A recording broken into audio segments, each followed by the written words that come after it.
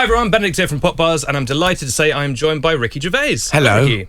My pleasure. Round of applause from Thanks, don't, crew. Please, don't. Okay, we're here to talk about Afterlife, your brand new Netflix show, which you wrote, starred in, directed.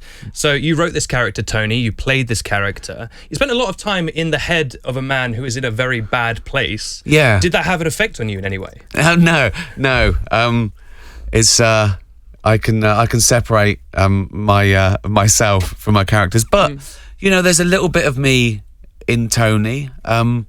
It's about sort of grief, so I can certainly imagine being like that if I lost the love of my life, and he does, and it's it starts with you see that his wife has died, and she's left him a little video diary saying, if you're watching this, I'm not around anymore. So you see he's grieving straight away, and so much so that he contemplates ending his life, but the dog's hungry. And that gives him long enough to think, okay, right, I'm going to punish the world for what's happened to me. And he treats it like a superpower. It's to make him feel better. He thinks, I'm going to do what I want from now on. I don't care about the consequences. And then I can always end it all. And of course, it's a ticking clock for his friends and, who want to save him because they remember the nice guy he was.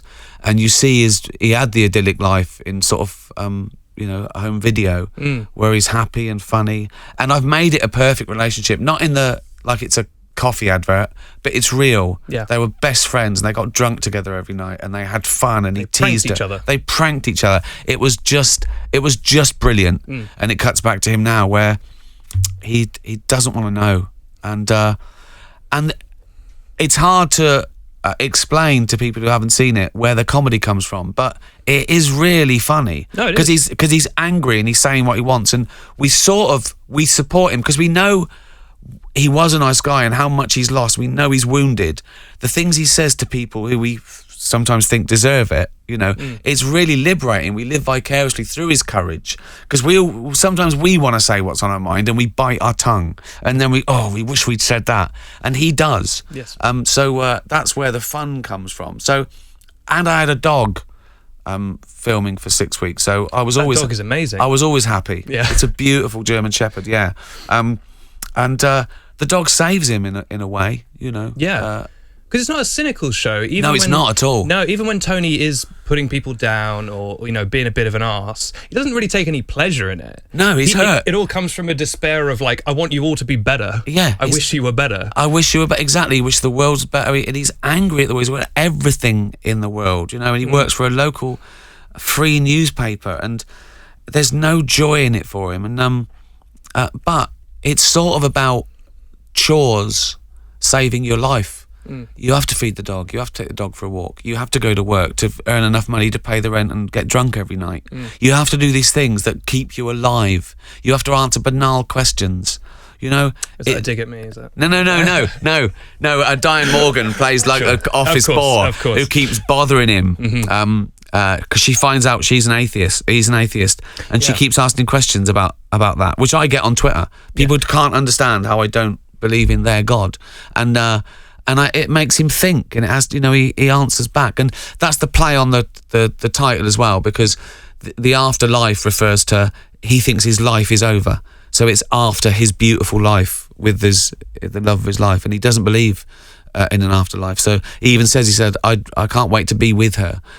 I'd rather be nowhere with her than somewhere without her. So it's beautiful and sad, and honestly it's really funny. It's a bit, it's like, this is a hard sell with all the things but honestly it's too... They can't imagine. I mean, you've seen it. It's hard to explain, isn't it, why this would be funny. Suicidal man who's lost his wife to cancer. Yeah. Obvious comedy premise. Exactly. I'm laughing already. Exactly. But it is really funny because it is so dark. On the atheist thing you just mentioned, Tony has a line where I'm paraphrasing. He says something like, just because I'm an atheist, that doesn't mean I don't believe in anything. Yeah. And when he said that, I felt like, that's Ricky Gervais summing up his entire worldview, I feel, in like a sentence. Maybe I'm speaking for you. Well, it's one of them, certainly one of them, yes, because I get that as well. People say, but without a God, someone said to me once on Twitter, without a God, if you don't believe in God, then why don't you just go out and rape and murder as much as you want? And I said, I do, which is not at all. Yeah, yeah. Because I have a conscience. Why would I? If you're not murdering someone because you think God's watching you, that's you're not a good person. You're just scared of the consequences. That's the only thing holding you back. Exactly. Yeah. I'd love to murder. Exactly. I know. God's in the way. It's such a strange. Yeah. And I don't mean generally religious people. Most religious people are lovely, you know. But there's some that just don't get it. They don't understand. And so yes, that's me. But also there's a bit of me in all the characters, you know. Penelope Wilton, who plays the lady in the graveyard, yes. She sort of helps him, and you know she says things that are my real worldview. But it's also about all the good advice in the world. If you're not happy in your head, it doesn't go in. Yeah, you're angry, and he just wants his wife back. That's all he wants. Sometimes it doesn't. You can have all the philosophy in the world, but it doesn't make you feel better because all you want is your wife back, and that's all he wants. Yeah, because everyone is the message he's getting from everyone around him stays the same throughout the show. The only difference, spoiler alert, is that he learns to actually accept it and understand it. Well, it's because time does heal. It does heal a bit. It doesn't make it better. It just makes you less in pain every day. Every day you get up and you feel a little bit better. And it's about that, really. It's about, this is such a gift we have, this life, you know. We don't exist for 13.5 billion years. Then we have 80 or 90 years of consciousness, if we're lucky, to explore. It's a holiday. And then we go back to never existing again. And it's about, you've got to make the most of it. And it's amazing life. But when in your life there's more pain than joy, then I think it should be everyone's choice to cash in their chips. You know, it's about quality of life, I think. But those little things can save you long enough to get better, and that's the positive message, I think, in this. Definitely. On that note, actually, about cashing in chips, there's an element of the show that I think might spark conversation, which is Tony sort of kills a man halfway through the show, effectively. What's your read on that? Well, it's a little grey. I don't think he does. Okay. I don't think he does. I think that in his head, he leaves the decision up to this guy who's in pain and doesn't want to live, and he just allows this man to do what he wants without giving anything away. Sure. So at worst, it's like a mercy killing. But I don't think he does. Sure. It's definitely do you know what I mean? removed. Yeah, it's not like he's shooting. No. Yeah. It's like he left the gun cabinet unlocked. Yeah. You know. Yeah. Gave him a choice. Yeah, exactly. Yeah, fair enough. Most people, when they write a show that they're going to be in, there's a tendency to say, okay, I'm gonna write a scene where I get to go in a Ferrari, or I'm gonna write a scene where I get to make out with an amazing model. Your mission statement with this show seems to have been to give yourself as many disgusting things to eat as possible as the show goes on.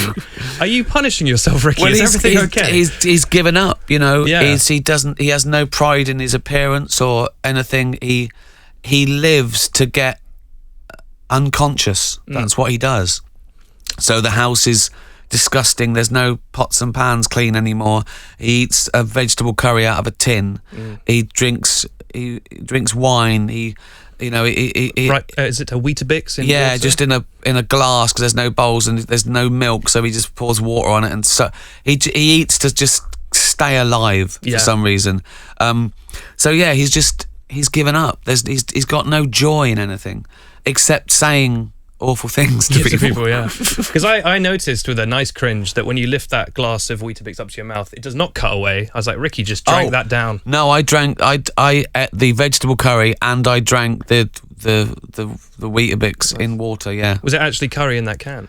It was. It was real. Yeah. Did you have to do more than one take of that, or did you get it in one? I think I did it in one. I think. It helps when you're the director. You're like, exactly. I don't think we need to do that one. Exactly. Again. I think we got that one. Exactly. Yeah. There's some fantastic music choices in this show. That seem very chosen. Was that in the script? Yeah. No. I've never had a budget like this. Yeah. For TV. So I scripted them, and I scripted the montages to actual tunes, because we had them in advance. And usually for TV, even film, you know, the music budget is what's left over, you know, and that's why you have library music, or get someone to do it, an atmosphere on No, but this I had like. I mean, they're huge tunes, and they're like my playlist for the last 40 years. Yeah. And it's Velvet Underground and Elton John, Cat Stevens back Cat again. Stevens, James Taylor, Hammock, Mogwai. It's quite an incredible score. I don't think there's been a TV show with that sort of score, with unadulterated. Every episode you got there's massive tunes. Yeah, every episode's like a little movie. Yeah. Kevin Hart gets a little bit of a run in this show. Is that how do you feel about Kevin Hart? No, he's fine. I think. Is it just Tony doesn't like Kevin Hart? Yeah, well, Tony doesn't like anyone. Okay. So there's a scene where Diane Morgan, she comes over and bothers Tony every day. Yes. And she does those banal questions, right? Like your fantasy dinner guest, right? And she goes, I know mine. He goes, go on. And she reels off these things, right? And one of them's Kevin Hart, and I go, oh, like that. But that's not me going, sure, yeah. Oh God, not Kevin Hart. It's Tony having no joy in anything. But actually, and she keeps going to it, and she says how much she loves it, and she watched Ride Along 5 times. And actually, there's a nice thing I do to her with Kevin Hart. Who gave us permission to use the picture and everything. So right, of course. Yeah. No, no, I have nothing against Kevin Hart. No. Yeah, I was watching. I was like, "What happened? Did Kevin Hart do something to Ricky Gervais?" No, not at all. Not at all. No. Let's talk. Little sidestep. Tour. Will you be going on tour soon, comedy-wise? Comedy-wise, my follow-up to Humanity is called Supernature. I've been doing warm-ups. I've played to about 10,000 people on the warm-ups, so it's just little small rooms. Exactly. Yeah. Exactly. Yeah. And I'll be sort of rolling out. Gigs around the UK and then Europe and then North America. Sure. And over the next, it's like 18 months, with other stuff and gaps. But there's the world's a big place. And but I'm just about ready. So cool. So can you give us a peek into like the sort of theming of it? Well, it's called Supernature for 2 reasons. One, I sort of debunk the supernatural. I think that anything is that exists is by definition part of nature and is explainable. And also I conclude that nature is super enough. We don't need to make up myths and legends. We've got amazing things on this planet, and life is precious and incredible for all its flaws. And I explore human nature, and it's quite personal. And I talk about school days and why are we here and how the world's changed. Again, it's not a lecture, it's really funny. I should say that. I do deal in dark subjects, and I do deal in taboo subjects, because I want to take the audience to a place that hasn't been before. Sure, yeah. I don't want it to be banal or safe. I want them to, when they hear the subject I bring up, I want them to take a deep breath and go, oh my God, what's he? And I take them through a scary forest by the hand and out the other side to the sunshine. Yes. And they feel better for it, because it is like I give them an emotional workout. Yeah. But that's comedy at its best, isn't it? I totally agree. I think what's the point in saying nothing? It's a privilege to stand up there and have 10,000 people come out. They've bought tickets, sometimes for $1,000 on eBay. They've found a babysitter. They've found I've better say something they think about the next. It better last. Yeah. I want it to last, And you're right, it's what humour's for. Thank you, Ricky. Humour is for getting us through terrible things. It is. Yeah, definitely. Last thing, it's quite a complete show, Afterlife, but maybe more of it in the future? It is a complete show. I always do it like it could end there, just in case. You never know, in case I get hit by a bus. Yeah.